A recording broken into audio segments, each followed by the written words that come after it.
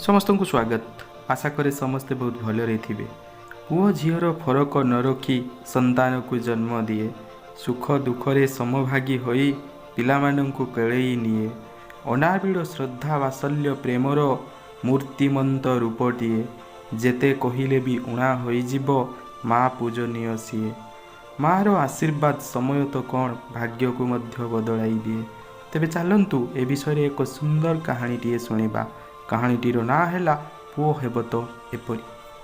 गोटे परिवार जड़े वृद्ध माँ राति 11:30 रोसई घरे बासनकुसन सफा करुथिले। घरे दुई बहु अछंती। सेमाने बासनकुसन शब्द शुणी विव्रत होई स्वामी मानंकु कहिले, सासु को शब्द करने को बारण कर।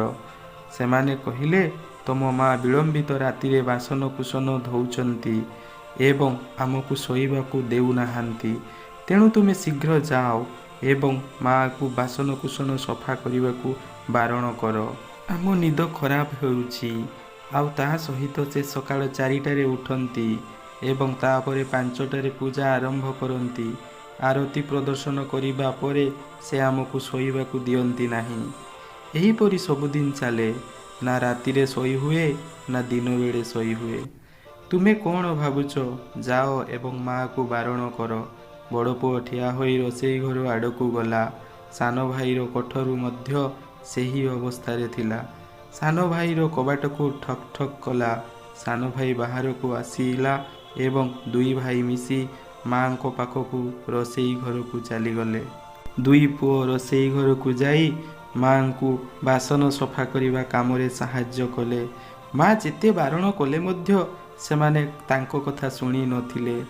बासनकुसन सफा करने परे उभय स्नेहपूर्ण भावे माँ को नहीं तांको कोठरी रे छाड़ी देले। सेठारे बापा मध्य जाग्रत थिले। माँ कहिले, पुओ तुमे जाओ सोई पड़िबो, सकाळु सहळ उठिबो। पुओ माने माँ को छाड़ी धीर स्थिर भाव में चलीगले। उभय पुओ सकाळु उठी जल्दी बासनकुसन सफा करने आरंभ कले। यह देखी तांको स्त्री माने कहिले, माँ ये बासनकुसन गुड़ा को सफा करिथान्ते, तमे गुड़ा को कौन पाई सफा करुछ?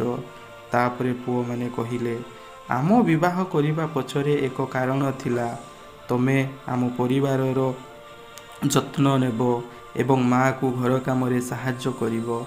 तमे जेहेतु से काम करुनाह, आमे ताकू करिबु कौन पाई ना? जेते हेले भी से आमर माँ, यह किछि भूल नुहे। ताकू साहाय्य करिबा आमर कर्तव्य। ता परदिन बहु मानकर कौन परिवर्तन घटिला के जानी।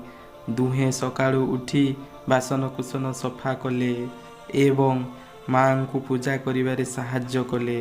कारण जदि से माने एमिति न करिबे, स्वामी माने बासनकुसन सफा करिबा आरंभ करिबे। सकाळे सेमाने मध्य स्वामी मानंकु सह उठी सबु काम करिथिले। किछि दिन भितरे समग्र परिवेश रे संपूर्ण परिवर्तन आसीगला।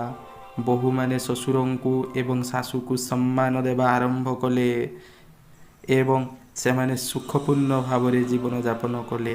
कहानीटीर मूल शिक्षा कौन ना? जेतेबेले बहु माँ बापांकर सम्मान करे नाही, सेतेबेले माँ किंबा बापांकर सम्मान कमी जाए नाही। जेतेबेले पुओ माता पितांकर सम्मान करे नाही, सेतेबेले बापा माँकर सम्मान कमी जाए। तेणु परिवार मध्यरे परस्पर साहाय्य एवं सहयोग करी काम कले सर्वदा परिवार सुखी रुहे। जदि कहानीटी आपनको भल लागिथिबो तेले आम चैनल को सब्सक्राइब करिवे।